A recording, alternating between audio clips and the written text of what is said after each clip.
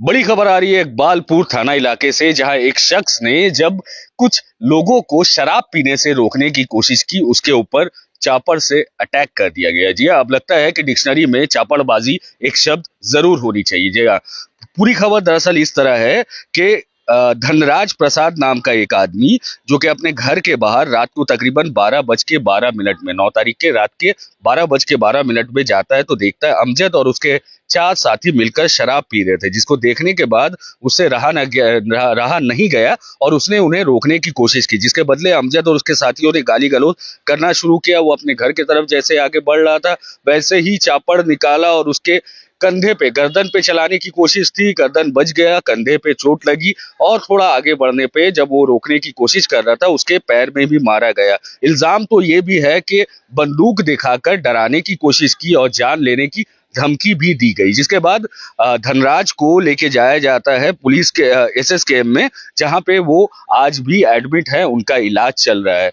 दूसरी तरफ सवाल अब ये उठता है, क्या हिंदुस्तान में, खास करके कलकत्ता में, जी हाँ, कोलकाता के शहर के अंदर में बहुत आसान हो गया है, अगर आप कुछ गलत काम कर रहे हो तो समाज, पुलिस सबको दरकिनार करके आप कर सकते हैं। अगर कोई आपको रोकने आएगा तो आपके ऊपर हमला हो सकता है। अगर ऐसा ही है तो क्या इकबालपुर थाने इलाके में पुलिस कमजोर पड़ गई है? क्या पुलिस का डर बिल्कुल ही लोगों से खत्म हो चुका है? समाज में पुलिस का एक अहम भूमिका होता है, इस मामले में कम से कम वो नहीं दिख रहा है। जी हाँ, फिलहाल अभी तक ये इन्फॉर्मेशन नहीं है कि इन लोगों को अरेस्ट किया गया है कि नहीं किया गया।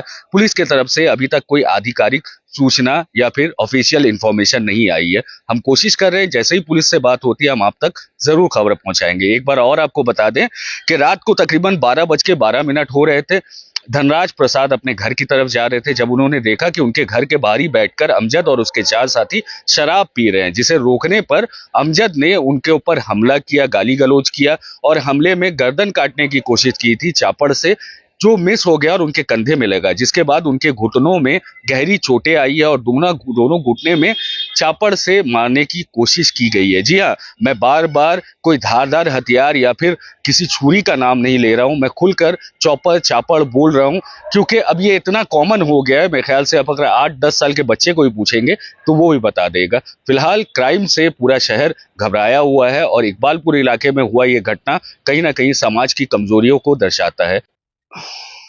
अगर आपको भी लगता है कि ऐसी कोई घटना हो रही है आपके इलाके में जहां आवाज उठानी जरूरी है, तो आप जरूर आवाज उठाएं। इन इन समाज विरोधियों से, इन क्रिमिनल से डरने की जरूरत नहीं है और हम आपके साथ हैं। पहला फोन हमें करे, पुलिस को करे, जरूर पहुंचेंगे और आपकी पूरी मदद की जाएगी और समाज को साफ सुथरा रखने में हमारी हकदारी भी उतनी ही है। फिलहाल के लिए न्यूज टैग इंडिया और हालात बंगाल से मैं शब्बीर इजाजत लेता हूं। शुक्रिया।